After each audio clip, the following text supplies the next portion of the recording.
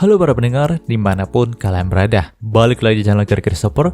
Oke, dalam video kali ini, kita akan kembali membahas tentang LN Goblin Slayer volume yang ke-6. Sebelum gue mulai kisahnya, gue kembali saranin kalian buat nonton anime season 1 dan movie-nya terlebih dahulu ya teman-teman, biar ceritanya bakal nyambung. Karena memang gue akan cuma lanjut dari cerita setelah movie-nya saja. Oke, jika kalian sudah, mari kita mulai langsung aja pembahasannya. Dalam part sebelumnya, kita sudah mengetahui kalau party Goblin Slayer itu sudah membersihkan semua goblin dan juga troll di tanah yang akan dijadikan tempat latihan bagi para petualang pemula. Ya, walaupun pada awalnya ini adalah sebuah quest untuk membuktikan kalau priestess itu memang layak berada di party mereka lalu mendapatkan promosi peringkat, nyatanya keadaan saat itu memang terlihat tidak stabil yang mengharuskan Goblin Slayer untuk mengambil alih komando party mereka lagi. Pasalnya saat itu, bocah wizard yang dibawa sama party mereka juga sedikit mengacau rencana yang sudah dibuat dan malah jatuh ke dalam perangkat goblin yang ada di sana. Maka dari itulah, jika Goblin Slayer tidak bertindak dan terus membiarkan priestess untuk menjadi ketua party mereka lagi, bisa saja mereka semua itu langsung mati di tempat tersebut. Dalam part kali ini, panel cerita pun berpindah ke dua orang wanita di kota air. Dia adalah Archbishop Sword Maiden dan juga Noble Fencer. Nampaknya di sini Sword Maiden itu melakukan ritual penyucian kepada Noble Fencer. Ya, mengingat Noble Fencer juga telah ternodai oleh goblin-goblin sebelumnya. Dan untuk penebusan dosa dari kematian teman-temannya dan ketidaksuciannya sebagai seorang wanita, di sini Noble Fencer pun mengabdikan dirinya pada gereja dan membantu kemanusiaan dalam kota air tersebut. Hal itu juga didukung oleh Sword Maiden yang sangat senang kalau Noble Fencer itu bisa bangkit walaupun sudah mendapatkan musibah yang gak main-main teman-teman. Nah, dalam beberapa percakapan mereka, Sword Maiden itu sempat bertanya pendapat Noble Fencer mengenai Goblin Slayer. Ya, nampaknya Sword Maiden itu mengira kalau Noble Fencer telah jatuh cinta kepada Goblin Slayer karena sudah diselamatkan olehnya. Ya, sebenarnya itulah yang terjadi kepada Sword Maiden teman-teman. Nampaknya di sini dia itu sangat bergantung sekali dengan Goblin Slayer. Mendengarkan perkataan itu, Noble Fencer pun berkata kalau dia tidak menganggap Goblin Slayer sebagai kekasih ataupun orang yang dia sukai gitu. Tapi dia menganggap kalau Goblin Slayer adalah orang baik yang telah menyelamatkannya saja. Tidak lebih dari itu. Tapi suatu hari nanti dia akan membantu Goblin Slayer jika memang dirinya itu sedang kesusahan. Itulah hal yang ingin dilakukan oleh Noble Fencer. Mendengarkan jawaban itu, entah kenapa, Sword Maiden menjadi sedikit lega. Setelah itu, mereka pun langsung melanjutkan aktivitas mereka dalam kota air. Panel cerita pun berpindah ke beberapa hari setelah party Goblin Slayer itu membersihkan Molosium yang ada di dekat tempat latihan bagi para pemula. Walaupun tempat latihan itu masih belum selesai dibangun, namun nampaknya para petualang sudah berbondong ke sana untuk melatih para pemula dalam guild mereka ini. Saat itu ada gadis Rhea yang sebelumnya minta saran kepada Goblin Slayer sedang latihan sama wanita paladin nih. Nampaknya memang beberapa petualang silver itu sengaja disewa oleh guild untuk menjadi instruktur bagi para pemula. Hal ini dilakukan untuk menekan korban jiwa bagi para petualang pemula dalam guild ini. Ya, menjadi seorang petualang bukanlah pekerjaan yang mudah. Setiap harinya mereka harus mempertaruhkan nyawa untuk mendapatkan pundi-pundi rupiah. Tapi herannya nih, banyak sekali orang-orang awam yang memilih petualang sebagai pekerjaan mereka. Dan karena mereka tidak memiliki kemampuan dasar yang baik, banyak dari mereka juga yang berakhir mati sebelum mendapatkan bayaran dari guild. Itulah kesialan bagi mereka, para petualang pemula. Tapi nih, guild pun tidak mau hal itu sampai terjadi terus-menerus. Maka dari itu mereka juga membangun pusat pelatihan ini, supaya setidaknya para pemula itu mendapatkan skill dasar yang mumpuni untuk bertarung melawan monster nantinya.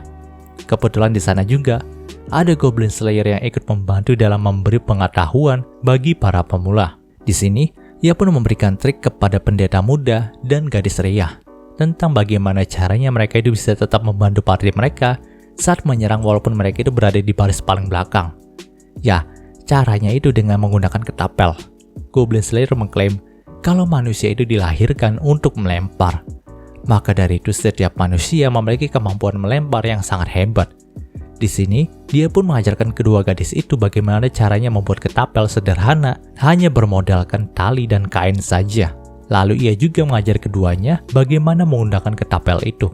Setelah menerima pelajaran dari Goblin Slayer, keduanya pun mulai berlatih menggunakan ketapel mereka. Dan benar saja nih, walau tidak semuanya kena, tapi mereka itu sudah sangat ahli dalam menggunakan ketapel walaupun baru pertama kali mencoba. Itu adalah kemampuan dasar efektif yang tidak pernah disangka oleh beberapa petualang hebat. Hanya Goblin Slayer sajalah yang bisa mengajari mereka. Di sini, Goblin Slayer juga berkata kepada sang gadis Rhea, kalau dulu gurunya adalah seorang Rhea juga, dan dialah yang mengajarkan hal ini kepada dirinya. Jadi di sini, Goblin Slayer itu merasa kalau sebagian dari pengetahuannya sekarang ini sudah mulai diturunkan lagi. Nah, setelah membiarkan kedua gadis itu latihan dengan ketapel, Goblin Slayer pun sedikit berbincang dengan gadis Skull yang kebetulan datang ke sana nih. Saat itu, gadis Skull pun berterima kasih kepada Goblin Slayer dan para petualang Silver lainnya karena mau membantu mereka menjadi instruktur dalam tempat pelatihan pemula ini. Dia berharap dengan begini, para pemula itu bisa menjadi lebih kuat lagi. Dan tentunya, hal itu akan membuat korban jiwa di pihak mereka semakin berkurang. Setelah perbincangan itu, ternyata gadis sapi dan priestess sudah mempersiapkan makan siang untuk mereka semua nih. Jadi pada akhirnya pelatihan itu pun diberhentikan sejenak untuk makan siang. Di tengah makan siang, Goblin Slayer pun langsung didatangi oleh Spearman yang entah kenapa nih mulai akrab dengan Goblin Slayer sekarang ini. Bahkan Spearman juga mengajak Goblin Slayer dan Heavy Knight untuk minum-minum bersama nih malam ini. Mendengarkan hal itu, Goblin Slayer pun sempat melirik kepada gadis sapi untuk meminta izin dan memastikan apakah malam ini tidak ada acara di peternakan mereka. Dan setelah mendapatkan izin itu, Goblin Slayer pun langsung menyetujuinya. Ya, tak disangka, walaupun bukan sepasang suami istri, tapi Goblin Slayer itu selalu meminta izin kepada gadis sapi terlebih dahulu ketika ingin berpergian. Panel cerita pun berpindah ke malam harinya. Ya, seperti Goblin Slayer yang kita kenal, di sini dia itu memakai zirah lengkapnya, walaupun ingin pergi minum-minum bersama temannya. Tentu hal itu sangatlah tidak wajar bagi kebanyakan orang, tapi bagi gadis sapi, hal itu sudah menjadi kewajaran bagi dirinya. Dia tidak peduli apakah Goblin Slayer itu memiliki kebiasaan yang aneh atau bagaimana. Bagi dirinya, Goblin Slayer adalah orang yang sangat dia cintai. Bahkan di sini, gadis sapi pun mencuri kesempatan untuk membersihkan zirah dari Goblin Slayer sebelum dia itu pergi. Dan di sini dia pun berkata nih, akan menunggu kepulangan dari Goblin Slayer malam ini. Setelah berpamitan dengan gadis sapi, kini Goblin Slayer pun telah sampai di bar dekat kota.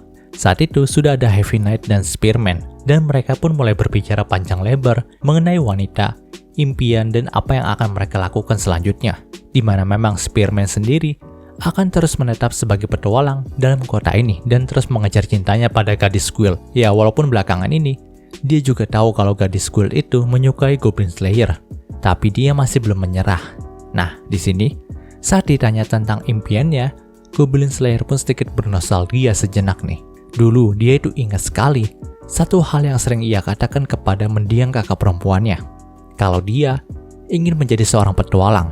Tentu, jawaban dari Goblin Slayer membuat kedua temannya itu jadi bingung. Karena bukankah sekarang ini Goblin Slayer juga sudah menjadi seorang petualang? Di sini, Goblin Slayer pun kembali berkata kalau kondisinya saat ini sangatlah jauh dari kata berpetualang. Dia hanya membalas dendam dan membunuh para goblin saja. Yang ia maksudkan dengan berpetualang adalah ketika dia itu dan partinya bisa menjelajahi tempat yang belum pernah terjelajahi, menyelamatkan seorang putri yang sedang disandra, ataupun berkeliling dunia ini sebagai seorang warrior untuk mengalahkan Raja Iblis. Itulah petualangan yang sesungguhnya. Mendengarkan hal itu, entah kenapa kedua temannya memaklumi jawaban dari Goblin Slayer. Mereka pun mendukung nih, jika suatu hari nanti Goblin Slayer ingin melakukan petualangan yang dia impikan itu. Panel cerita pun berpindah keesokan harinya. Dalam bar guild, Goblin Slayer pun sedang berbincang dengan Dwarf Shaman mengenai bocah wizard yang baru masuk ke dalam party mereka. Walaupun dia itu seorang warrior yang tidak terlalu mengerti soal sihir, tapi dia bisa melihat dengan jelas kalau bocah wizard itu masih tidak pandai dalam menggunakan sihir. Jadi ia pun meminta Dwarf Shaman untuk mengajarinya sihir dan pengetahuan untuk bertahan hidup sebagai seorang magi. Pada awalnya, Dwarf Shaman pun tidak mau melakukan hal tersebut, karena memang dia merasa masih belum pantas untuk menjadi seorang guru bagi siapapun. Namun di sini, Goblin Slayer pun terus memohon agar Dwarf Shaman mengajari bocah itu. Ya, nampaknya Goblin Slayer sudah menjelma menjadi kakak yang baik bagi bocah wizard. Itulah sisi baik dari Goblin Slayer yang masih belum diketahui banyak orang. Setelah beberapa pertimbangan, akhirnya Dwarf Shaman pun mau mengajari bocah wizard itu. Panel cerita pun berpindah ke tempat pelatihan petualang pemula. Saat itu, Goblin Slayer sudah memberitahu bocah wizard tentang pelatihannya bersama Dwarf Shaman. Dan tentu saja dengan muka yang menyebalkan, bocah itu pun menerimanya, sebab itu adalah pilihan terbaik baginya saat ini. Mengingat dia juga pernah mengacau pada misi mereka yang lalu. Setelah menyerahkan bocah wizard itu pada Dwarf Shaman, Goblin Slayer pun langsung pergi dari sana, karena memang dia punya misi pembasmian goblin bersama dengan High Elf Archer. Saat itu, Dwarf Shaman pun langsung mengajari sesuatu trik sederhana, namun sering dilupakan oleh kebanyakan mage nih. Nah, jika seorang mage itu merapalkan sebuah mantra, misalkan Fireball, maka bisa dikatakan mage itu telah menggabungkan 4 sihir sekaligus. Sihir penciptaan api, pemadatan wujud api, pembesaran wujud api itu, dan sihir melemparkan bola api tersebut. Dari situlah, Dwarf Shaman berkata kepada sang bocah wizard kalau memang bocah wizard itu gak hanya harus mengandalkan sihir Fireball-nya yang hanya bisa digunakan 1 kali sehari saja. Lebih baik dia itu memanfaatkan sihir penciptaan api miliknya untuk membakar sebuah batu di sekitarnya dan melemparkan batu yang sudah terbakar itu dengan sihir pelemparannya. Itu jauh lebih efektif dan bisa digunakan berkali-kali oleh sang bocah wizard. Tentu bocah itu pun mendapatkan pengalaman yang luar biasa dari Dwarf Shaman tadi. Ya, walaupun itu bertentangan dari apa yang dia pelajari dalam sekolah sihir, tapi nyatanya logika itu jauh lebih bisa diterima dalam pertarungan yang sesungguhnya daripada dia itu hanya mengandalkan 1 sihir Fireball saja satu harinya. Itu sangat tidak menguntungkan saat bertarung. Panel cerita pun berpindah ke karakter Goblin Slayer dan High Elf Archer. Saat itu mereka berdua pun sedang menyerang sarang goblin di sebuah desa yang letaknya cukup jauh dari kota tinggal mereka. Ya, Dwarf Shaman itu sedang melatih bocah wizard, sedangkan Lizard Priest dan Priestess sedang memiliki urusan dalam kota. Maka dari itulah, hanya mereka berdua yang bisa melakukan pemburuan dalam sarang goblin ini. Sebenarnya, tidak ada untungnya bagi mereka berdua untuk melakukan perburuan ini. Ini hanyalah masa bagi desa kecil yang miskin yang terletak di perbatasan kota. Desa ini hanya memberikan bayaran 2 keping koin yang mungkin usianya sudah sampai 2 generasi teman-teman. Udah tua lah 2 keping koin itu, dan gak tahu koin itu masih berlaku atau enggak di sekarang ini. Tapi tetap saja Goblin Slayer tidak mempermasalahkan bayaran tersebut. Hal inilah yang membuat High Elf Archer senang dengan Goblin Slayer. Dia tidak bekerja demi uang, tapi demi kepentingan umat manusia. Itulah sisi yang sangat disukai oleh High Elf Archer dari Goblin Slayer sendiri, sehingga dia juga rela menemani Goblin Slayer dalam pembasmian goblin ini. Pada awalnya memang hanya sedikit goblin saja yang datang ke desa ini, dan karena itulah para penduduk desa membiarkan goblin itu. Tapi nampaknya itu merupakan kesalahan yang sangat fatal, karena goblin itu langsung berkembang biak dengan cepat. Di saat itulah panen mereka mulai dicuri, hingga pada akhirnya seorang gadis dari desa mereka pun menghilang. Ya, misi mereka berdua kali ini adalah menyelamatkan seorang gadis yang diculik dari desa tersebut.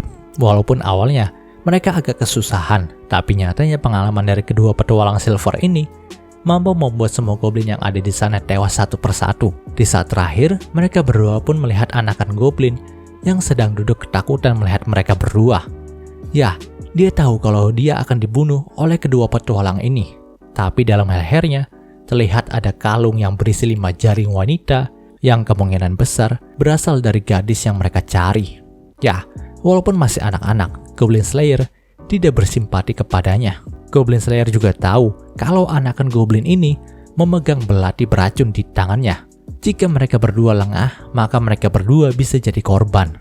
Maka dari itulah Goblin Slayer langsung membunuhnya tanpa ampun. Panel cerita pun berpindah kepada Priestess dan Lizard Priest. Ternyata mereka berdua itu sedang menemani gadis Rhea yang sedang murung nih tentang masa depannya. Sebenarnya gadis Rhea ini adalah anak perempuan dari keluarga warrior yang terpandang. Namun karena dia adalah perempuan, jadi keluarganya itu tidak ingin menjadikannya sebagai seorang petualang.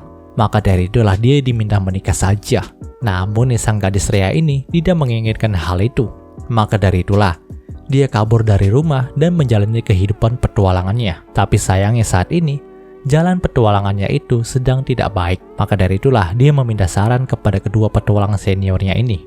Sebenarnya, tidak ada hal yang penting yang bisa dibagikan oleh Priestess dan Lizardman Priest. Mereka hanya menyarankan kalau gadis Rhea itu harus menemukan partner yang tepat dalam petualangannya nanti. Dan kemungkinan besar, yang akan menjadi partnernya nanti adalah bocah wizard. Karena walaupun dia itu sangat bawel dan bandel, bocah wizard ini memiliki keberanian dan potensi yang besar. Panel cerita pun berpindah ke karakter Goblin Slayer dan gadis sapi. Nampaknya nih Goblin Slayer itu sudah pulang ke peternakan pada malam itu. Dan ia pun langsung disambut oleh gadis sapi yang baru saja bangun dari tidurnya. Nah, di sini sambil makan malam bersama, mereka berdua pun sedikit berbincang tentang masa lalu mereka. Di mana sejak dulu mereka itu sudah sangat akrab dan mungkin sudah saling menyukai satu sama lain. Di sini gadis sapi juga udah ngode keras nih kalau dirinya ingin hidup bersama Goblin Slayer dengan damai. Dan kali ini Goblin Slayer itu juga cukup peka dengan perasaan dari gadis sapi. Tapi, dia itu masih belum siap untuk menerima perasaan dari gadis sapi. Dia masih harus menuntaskan misi dan dendamnya dalam membasmi para goblin. Lalu dia juga ingin mengejar impiannya untuk menjadi seorang petualang sejati, di mana dia itu bisa menjelajahi dunia ini, ataupun bisa mengalahkan Raja Iblis. Itulah yang dia inginkan. Jika hal itu sudah tercapai, maka dia juga bisa menerima perasaan dari gadis sapi. Mendengarkan hal itu, gadis sapi pun berkata kalau dia bersedia menunggu Goblin Slayer. Namun di balik jawabannya itu, terukir rasa sedih yang cukup terasa, mengingat dia juga sudah sangat lama menunggu Goblin Slayer untuk bisa hidup bersamanya. Andai saja Goblin Slayer tidak terobsesi lagi dalam membunuh para goblin, mereka berdua itu bisa hidup bersama sampai selama-lamanya. Dan cerita di part ini pun berakhir. Oke, mungkin segitu pembahasan singkat untuk Goblin Slayer-nya kali ini. Jika kalian suka video ini, jangan lupa untuk like, komen, juga subscribe, dan juga share agar gue lebih semangat lagi dalam membuat video dalam channel ini. Terima kasih telah mendengarkan sampai detik ini. Gue Gary Christopher, signing off.